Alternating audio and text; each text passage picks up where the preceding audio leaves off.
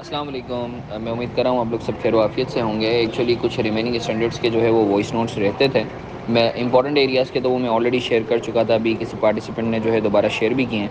تو خیر کوئکلی میں آپ لوگوں کو جو ریمیننگ اسٹینڈرڈز ہیں ان کا جو ہے میں وائس نوٹ کی صورت میں سمریز آپ لوگوں کو بتا دیتا ہوں۔ تو آج رات 12 بجے تک جو ہے انشاءاللہ ساری کی ساری جو ہے وہ سمریز آپ لوگوں کو وائس نوٹ کی صورت میں مل جائیں گی جو ریمیننگ اسٹینڈرڈس ہے۔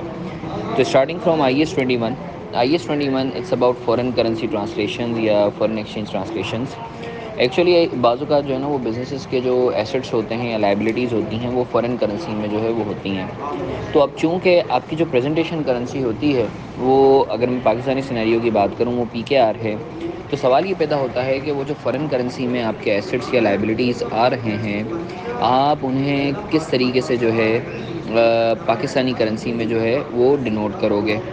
تو چونکہ ایکسچینج ریٹ جو ہے وہ ویری کرتا رہتا ہے، تو اس پر ہم لوگوں نے جو ہے وہ بات کی تھی کہ دیکھیں جب بھی فارن کرنسی ٹرانسلیشنز کی بات آئے تو دو باتیں ہوتی ہیں۔ پہلے تو یہ ہے کہ کیا فارن کرنسی کے لیے آپ ٹرانسلیشن کرو گے بھی یا نہیں، پھر دوسری بات یہ اگر آپ کرتے ہو تو جو بھی چینج آتا ہے تو اس کو کہاں چارج کرو گے، PNL میں چارج کرو گے یا OCI میں چارج کرو گے، یہ دو اہم باتیں تھیں۔ تو ہم نے اس پر بات کی کہ دیکھیں آپ کے جو ایسٹس اور لائبلٹیز ہیں آپ ان کو دو ٹکڑوں میں توڑو گے، دو حصوں میں، دو قسم کے آئٹمس میں جو ہے آپ بائیفرکیٹ کرو گے فار ڈیسائیڈنگ آن کہ آپ نے فارن کرنسی جو ہے ٹرانسلیشن سے ریلیٹڈ کرنا کیا ہے۔ تو جب بھی آپ کے پاس فارن کرنسی میں ایسٹس یا لائبلٹیز ڈینوٹڈ ہوں تو آپ ان کو مانیٹری آئٹمز اور نان مانیٹری آئٹمز میں بائیفرکیٹ کرو گے۔ مانیٹری آئٹمز کون سے ہوتے ہیں؟ آپ کا مانیٹری آئٹمز کیش اور کیش ایکویولنٹ اور ریسیویبلز اور پییبلز ہوتے ہیں۔ نان مانیٹری آئٹمز کون سے ہوتے ہیں؟ ادر دین کیش، ریسیویبلز اور پییبلز آپ کے نان مانیٹری آئٹمز کہلاتے ہیں۔ اب مانیٹری آئٹمز کے حوالے سے ہم نے یہ بات کی تھی، مانیٹری آئٹمز کے حوالے سے ہم نے بات کی تھی کہ مانیٹری آئٹمز جو ہیں وہ ہر رپورٹنگ ڈیٹ پر آپ کے جو ہے وہ ایکسچینج ریٹ کی بیسس پر ری ویلیو ہوں گے، صحیح ہے نا، with the change to be charged in PNL۔ ہر رپورٹنگ ڈیٹ پر، اب وہ کوارٹرلی بھی ہو سکتی ہے، ڈیلی بھی ہو سکتی ہے، آپ کی فورٹ نائٹلی بھی ہو سکتی ہے، whatever the reporting date it is, on every reporting date monetary items are revalued for current exchange rate with the change to be charged in PNL۔ Monetary items کے حوالے سے ہم نے بات کر لی، اب ہم بات کر لیتے ہیں نان مانیٹری آئٹمس کے حوالے سے۔ نان مانیٹری آئٹمس جو ہیں اب آپ کے ادر دین کیش، ریسیویبل اور پییبل ہو سکتے ہیں۔ اب نان مانیٹری آئٹمس میں آپ نے دیکھنا یہ ہے کہ آپ نے ان کو کس ویلیو پر کلاسیفائی کیا ہے۔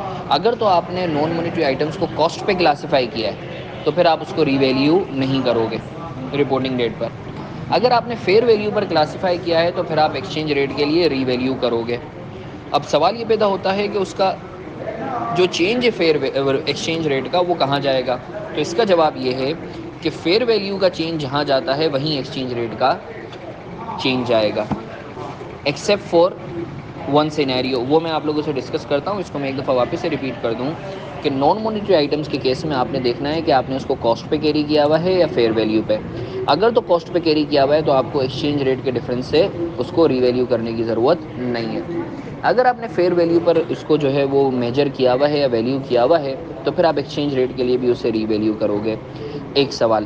دوسرا سوال یہ ہے کہ جو ایکسچینج ریٹ کا چینج آئے گا وہ کہاں چارج ہوگا، تو اس کا میں نے جواب دیا کہ جہاں فیئر ویلیو کا چینج چارج ہوگا وہیں ایکسچینج ریٹ کا بھی چینج آپ چارج کرو گے۔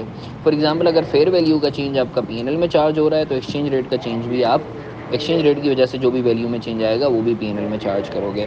اگر فیئر ویلیو کا چینج OCI میں چارج ہو رہا ہے تو ایکسچینج ریٹ کا جو بھی چینج آئے گا وہ بھی OCI میں چارج کرو گے۔